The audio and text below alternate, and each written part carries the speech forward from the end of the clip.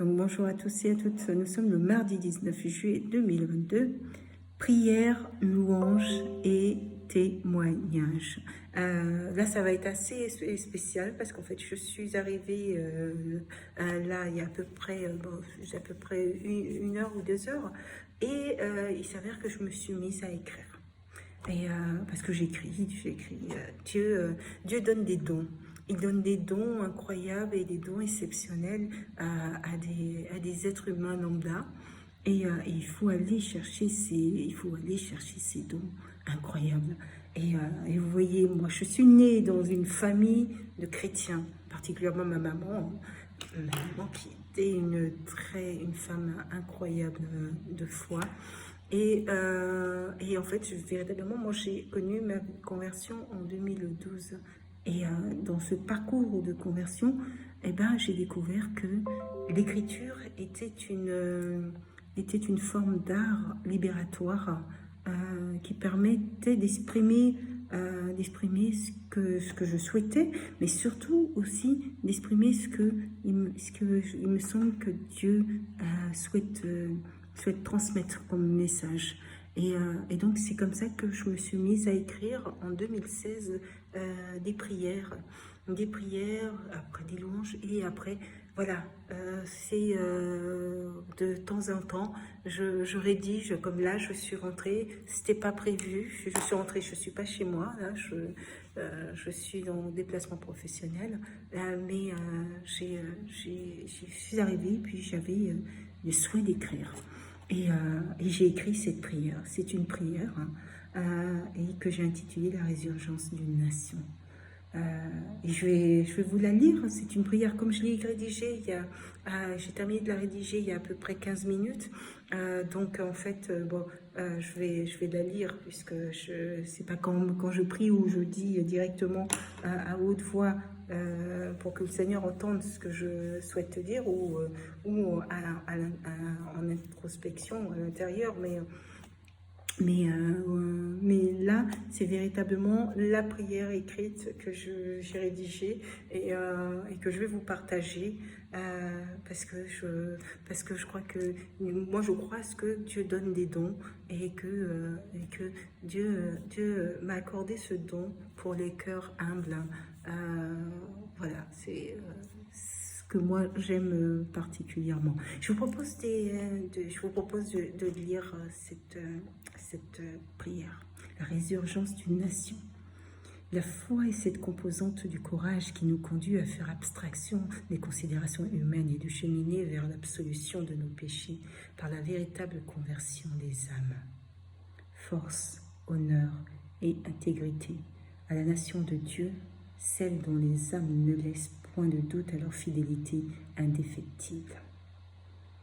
À chacun, Dieu a accordé des dons afin que tous et toutes puissent œuvrer à notre destinée, qui se confond à la perfection aux œuvres de Dieu.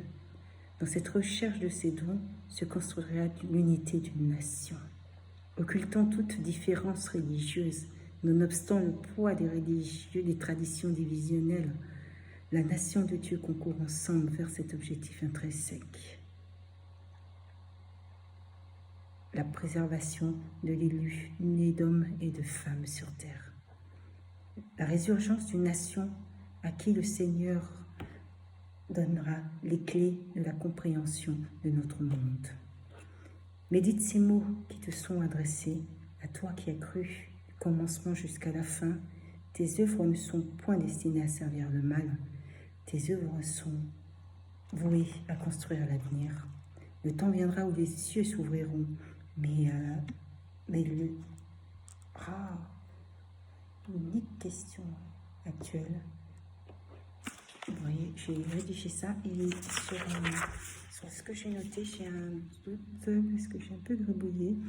Le temps viendra où les cieux s'ouvriront. Et cette question actuelle, et cette question actuelle de croire est la seule question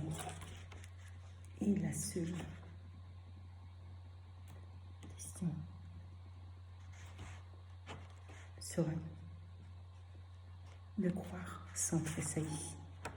Sans tressaillir. Désolée. Sans tressaillir. La résurgence d'une nation, c'est la première partie. Je pense encore avoir de quoi rédiger encore quelques lignes sur ce test, sur ce texte. Donc, partie 1, résurgence d'une nation. La foi est cette composante du courage qui nous conduit à faire abstraction des considérations humaines et de cheminer vers l'absolution de nos péchés par la véritable conversion des âmes. La véritable conversion des âmes. Je pense que si pour ceux qui suivent mes vidéos, voilà, je pense que si vous continuez à regarder les vidéos, c'est que vous vous y retrouvez sur le plan spirituel, vous y retrouvez et également, voilà, que ça vous édifie dans votre foi, dans la construction de votre identité religieuse, que c'est aidant pour vous. La foi, elle est peut-être parfois innée. Il y a des êtres incroyables qui naissent avec une foi incroyable. Et ça, je peux vous l'assurer, mais la majeure partie des personnes, comme moi, ne naissent pas avec cette foi indéfectible, et elle se construit avec le temps. Elle se construit avec le temps. Elle se construit avec cette compréhension du monde dans lequel nous vivons et des enjeux dans lesquels nous vivons. Et pour cela, il faut avoir un tout autre regard que le seul regard qui nous est imposé par la société civile. Et il faut avoir suffisamment de capacité à pouvoir analyser notre monde et le fonctionnement dans lequel nous sommes toutes impliquées et tous impliqués pour pouvoir après avoir, je dirais, un regard objectif sur les événements et le déroulé des événements. Des cœurs humbles. Les cœurs humbles. Si tu continues à regarder ces vidéos, c'est quelque part tu as un cœur humble. Je pense que ceux qui n'ont pas de cœur humble passent très rapidement passe très rapidement. Il faut avoir cette capacité à pouvoir se dire je vais apprendre de l'autre. Il y a des moments dans la vie où il y a des informations qu'on connaît, mais des fois il faut savoir se taire. Parce qu'en fait, dans le fait de savoir se taire, c'est aussi pouvoir assimiler des informations, peut-être des nouvelles informations, ou des informations qui étaient incomplètes. Voilà, c'est aussi pouvoir avoir un regard d'une tierce personne sur une situation ou peu importe. Mais c'est aussi d'avoir ce cœur humble. Et ce cœur humble, et lorsque tu prends le temps comme ça, d'écouter, si tu as le temps, il y a aussi une question de disponibilité de temps dans le monde dans lequel on vit, où tout va très vite. Il faut arriver à trouver le temps pour pouvoir voilà, écouter cette vidéo. C'est pour ça que j'essaye de faire assez court généralement pour que ça puisse être accessible à un grand nombre de personnes. Je ne suis pas pasteur, je pense simplement que Dieu accorde des dons. Et quand Dieu te donne un don, il faut savoir l'utiliser à bon escient. C'est-à-dire qu'il faut en avoir un bon usage, de sorte à ce que ça puisse œuvrer pour la gloire de Dieu et que ça puisse véritablement, toi aussi, te permettre d'avancer. Quand on est chrétien, et quand on affiche sa chrétienté, on prend quelque part une forme de risque dans une société où tout le monde n'est pas chrétien, de pouvoir avoir une forme de rejet de ce christianisme, une forme de christianisme peut-être un peu exacerbée pour certains qui ne comprennent pas ce mode de fonctionnement, ou qui comprennent parfaitement ce mode de fonctionnement mais qui ne leur correspond pas et qui disent non, qui rejettent totalement les préceptes religieux et la religion. Tout le monde n'est pas parfait dans la religion. Tous ceux qui vont à l'église, le fait d'aller à l'église ne signifie ça ne signifie pas que toutes les personnes qui y vivent conformément à la parole de Dieu. Et il faut aussi se dire qu'il y a des personnes qui ont, sur le plan de l'apparence, tous les apparats de ce qui pourrait correspondre à ce que Dieu, à ce que Dieu souhaite, mais quand vous creusez dans le cœur et quand vous creusez l'âme des personnes, je pense qu'on peut avoir des divergences entre l'apparat et ce qu'il y a à l'intérieur de la personne. Or, et puis vice-versa, on peut avoir des personnes qui ont une apparence qui semble ne pas correspondre du tout aux normes voulues par la société et qui à l'intérieur qui ont un cœur et une âme incroyable. Le tout, c'est d'arriver justement à cette forme de... Voilà.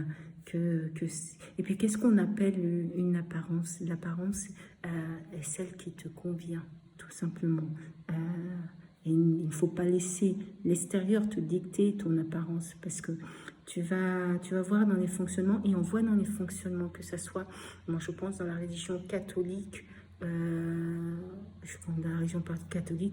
où on impose, on trouve très peu de femmes prêtres, où on impose à des sœurs des tenues ou des comportements de façade, alors que à l'intérieur, c'est dissimuler ce que le véritable fonctionnement, et c'est loin d'être. Je ne sais pas du tout, je ne considère pas, pour certains éléments, je ne considère pas ça comme un péché.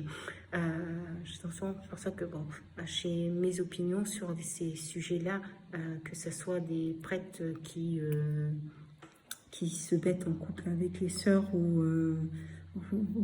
je ne pense pas que ce soit un péché.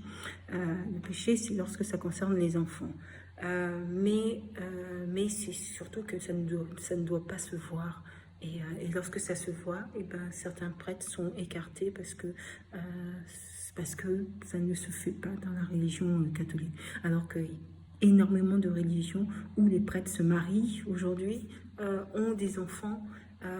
J'ai beaucoup de difficultés à comprendre pourquoi la religion catholique semble aussi fermée à cette ouverture aux prêtres sur le mariage. Donc c'est pour ça que je vous dis, ça crée des situations un peu ubuesques où finalement en fait ils font derrière ce qu'ils ne peuvent pas faire aux yeux de tout le monde. Ils peuvent pas montrer véritablement que en réalité ils ont une sexualité comme les autres, et parce que ça ne se fait selon les usages, je dis bien les usages, parce que je pense que il y a quand même des éléments faits pour... il y a quand même des éléments qui font en sorte de faire fuir les individus de la croyance. C'est-à-dire qu'ils ont créé une vision tellement stricte, tellement sévère de la religion, pour ne pas donner envie aux gens de se tourner vers la religion. Voilà. Moi, je crois qu'il y a dans le monde, des éléments qui relèvent de la religion. Et il y a dans l'Église, ou dans l'Église du terme global, des éléments qui correspondent au monde. Et voilà. Je pense pas que les éléments soient aussi crivés qu'on veut le faire croire. Si tu es chrétienne, tu dois être comme ça, comme ci, comme ça. Si tu es chrétienne, ton cœur doit être comme ci, comme ça, ton âme doit être comme ci, comme ça, ta vie doit être... tu dois veiller à l'intégrité, et tu dois veiller à ta propre conscience. Donc la question c'est, est-ce que tu as ta propre conscience lorsque tu es confronté à une situation? Est-ce que dans cette situation-là, tu peux te dire, oui, mon comportement correspondait à ce que aurait voulu mon Dieu. Et c'est ça qui fait la différence, parce que dès lors où tu es comme ça dans cette position-là, tu peux affirmer clairement que tu es de Dieu, que tu suis sa parole, parce que tu sais qu'elle est conforme à sa volonté. Et faire en sorte de suivre sa parole, c'est ça qui fait la différence. Et c'est ça qui fait que tu peux maintenir ta foi. Lorsque tu te convertis, tu es face à des événements qui vont essayer de faire que tu abandonnes. Ton Dieu, un peu, ah oui, tu veux te convertir, mais attends, on n'y croit pas trop, on va faire en sorte que tu changes de chemin assez rapidement. De chemin, quand je dis de chemin, c'est dans le sens où l'orientation que tu veux donner à ta vie, ils vont faire en sorte que cette orientation que tu veux donner à ta vie change. Alors toi, c'est pour ça que tu ne peux pas être... il y avait un pasteur qui disait tu ne peux pas être mi-chaud, mi-froid. Quand tu es avec Dieu, il utilisait le terme de brûlant. C'est dans le sens où il faut aimer ça. Il faut te lever le matin, tu chantes la louange, et brûlant dans le sens où toute ta vie, tout ce que tu fais, mais ça c'est au tout début de la conversion. C'est ce qui te permet de tenir ferme, c'est justement que les actions que tu mènes, tout est fait, coordonné, la manière dont tu réagis, tout c'est fait en conformité avec la parole de Dieu. Comment tu agis dans ton travail, comment tu agis auprès de tes amis, comment tu agis auprès de ta famille, tout ça va permettre d'amener vers cette fortification de ta foi. Et quand tu commences comme ça, quand tu commences à la conversion, c'est indispensable, il faut être sûr de ce que tu fais. Si tu n'es pas sûr de ce que tu fais, n'affiche pas que tu es converti, que tu es chrétien ou chrétienne, parce que tes proches vont essayer, c'est surtout les personnes qui sont proches, parce qu'après les autres personnes, ça n'impactera moins ta vie, mais c'est surtout sois ferme et sois clair. C'est pas une question d'apparence. C'est pas une question d'apparence, même s'il y a un cheminement à faire dans la conversion, c'est surtout une question de conviction. C'est exactement ça, de conviction. Et dans le terme conviction, je l'assimile avec le terme croire. Croire. Il y a des individus incroyables qui ont cette capacité-là, à qui ça a été donné de manière innée. Et il y a des individus où il faut aller chercher. Il faut aller chercher il faut croire, il faut commencer à croire. Et quand vous commencez à croire, déjà quand vous commencez à vous croire, vous êtes émerveillé. Vous êtes émerveillé partout. Et vous êtes émerveillé par l'écriture. Voilà, pour moi c'était l'écriture. Vous êtes émerveillé par plein d'éléments. Et après vous poursuivez vous poursuivez et vous voyez aussi le monde avec un autre regard. Et vous apprenez dans ce nouveau regard que vous avez sur ce monde, que ce monde-là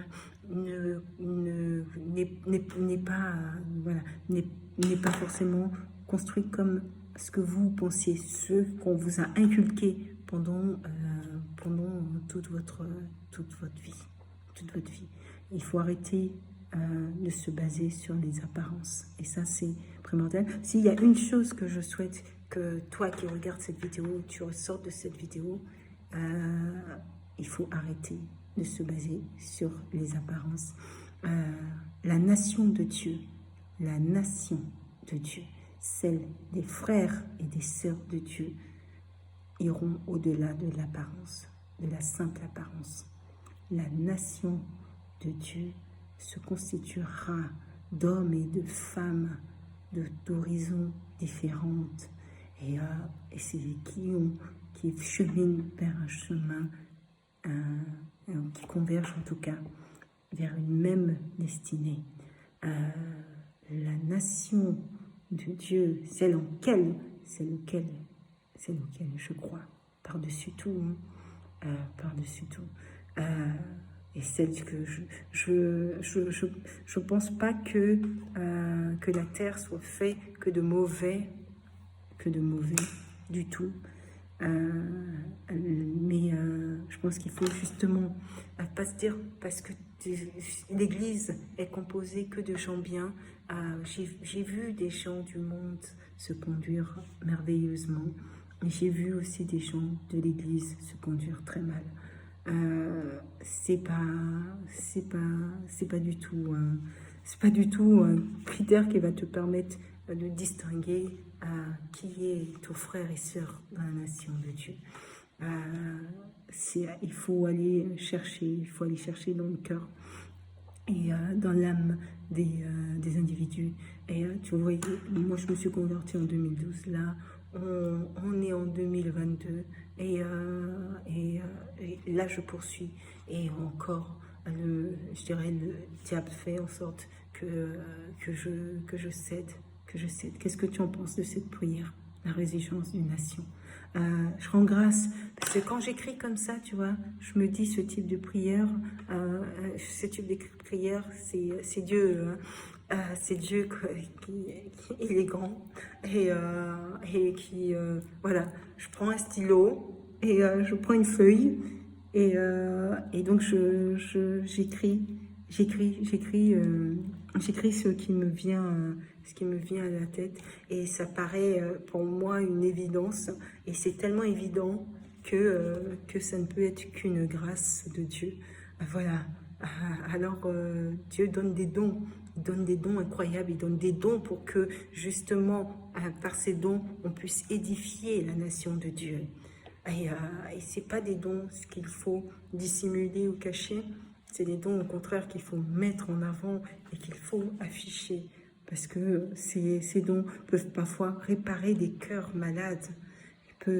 Il peut aider des cœurs tristes. Il peut véritablement aider des individus, des hommes, des femmes qui traversent des difficultés et qui vont écouter ces paroles, qui vont dire ça, c'est une parole, cette parole-là est faite pour moi. Cette parole-là est faite pour moi. Et ça fait toute la différence. J'ai envie de dire amen. mais Dieu est grand. Dieu est grand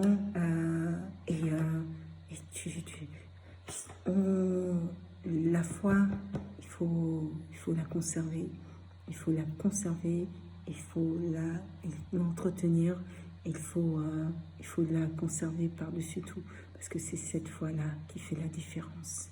Et ces paroles-là sont adressées au cœur humble. Il n'y a que des cœurs humbles qui peuvent véritablement comprendre la signification de ces mots. Bénis ceux à qui le Seigneur a accordé cette grâce. Et je bénis également tout ce peuple, toute cette nation de Dieu qui ne transige jamais avec leurs valeurs, qui ne transige jamais avec leurs valeurs.